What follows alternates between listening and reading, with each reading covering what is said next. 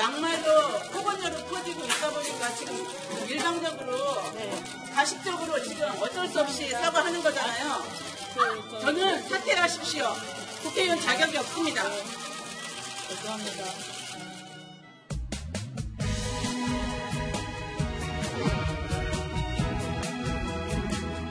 답하는 아줌마다 이런 말을 해서 막말 파문, 오히려 저는 올바른 소리를 한 의원이시라고 생각해요. 그 감정을 불러일으켜서 그분들에게 더 분노를 일으키기 위한 하나의 조작에 불과합니다.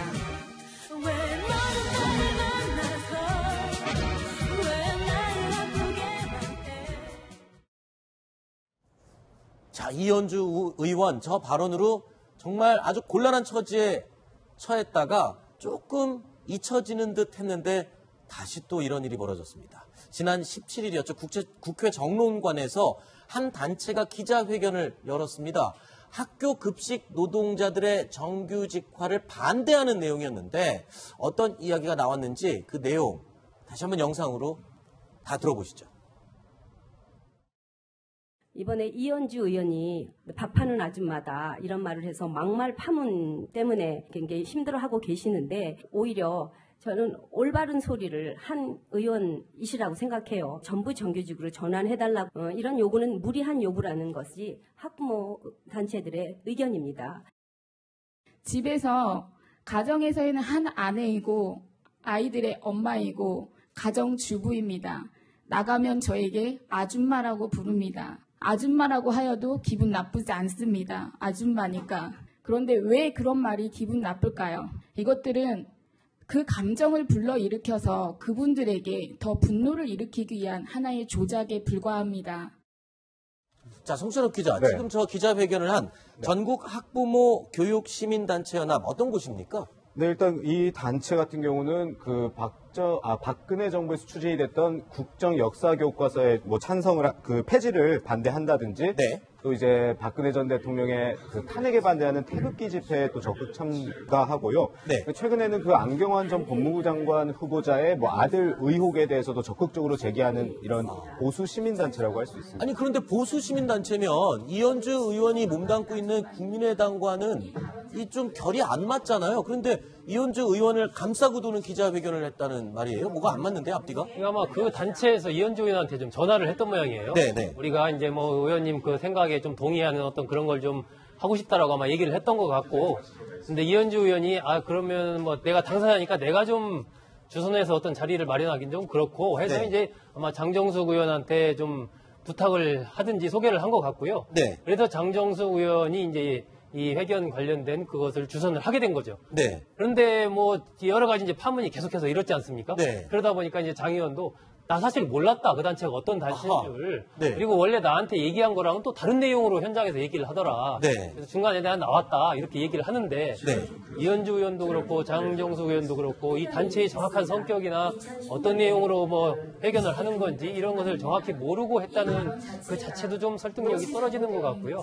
또 국민의당이 가고 있는 어떤 노선과 좀 다른 단체 그런 것을 주선해서 오히려 더 파문을 스스로 키워가는 제일 난감한 사람은 지금 이현주 의원일 것 같아요. 이거 겨우 좀 잦아지나 했는데 이 도움을 주긴커녕 정말 아까 표현대로 2번 죽이는 일이 아니냐.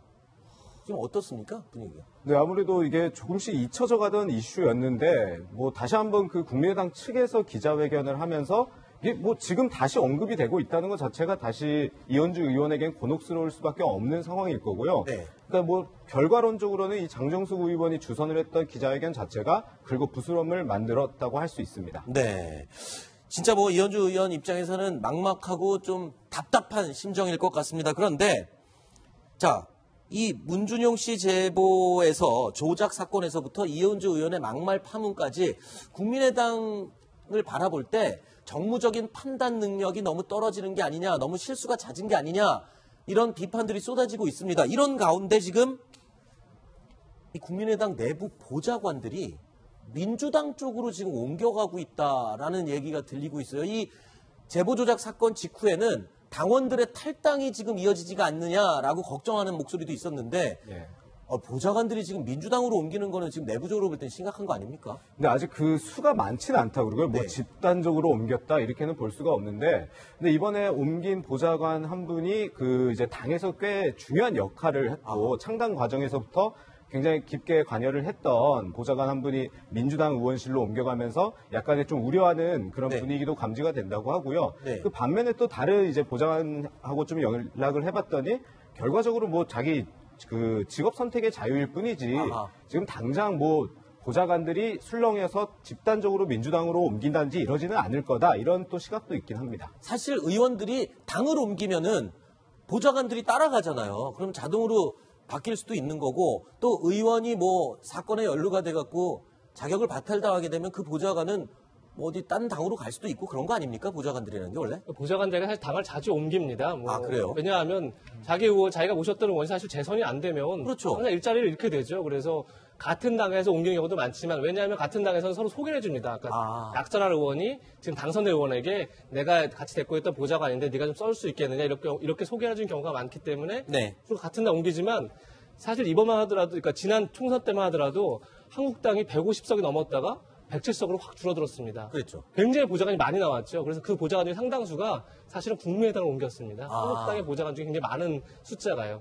근데 또 이제 지금 국민의당이 얘기하신 것처럼 굉장히 어려운 지경이죠. 네. 여러 뭐 문주정 조작 사건부터 시작해서 이현주 파문까지 그리고 또 이제 구심점이 없고 어떤 지휘력을 상실했고 사실상 지금 그렇기 때문에 보좌관의 입장에서는 과연 다음에 재선이 되겠나 생각할 수 있겠죠. 내 의원이 안 될 경우는 자기도 일자를 잃기 때문에 미리 옮길 수 있다. 뭐 저렇게 생각이 됩니다. 보좌진들이 이제 많이 전문화됐어요. 네. 과거에는 이제 어떤 당에 속해 있으면 그 당에서만 네. 계속 있어야 되는데 요즘은 이제 상당히 어떤 전문성 가진 보좌진들이 많이 생겨나면서 네. 정당과 관계없이 많이 옮기는 그런 경우가 생겼고 이번 같은 경우는 이제 민주당의 보좌진 일부가 이제 청와대로 들어갔지 않습니까? 네. 그 공백이 생겼으니까 그 공백을 이제 국민의당 보좌진들이 옮겨가면서 여러 가지 지금 말이 나오는 건데 그런 효과는 있는 것 같아요. 이제 국민의당 제가 아는 한 사람도 국민의당 보좌진 쪽에서 어떤 제안을 받았는데 네.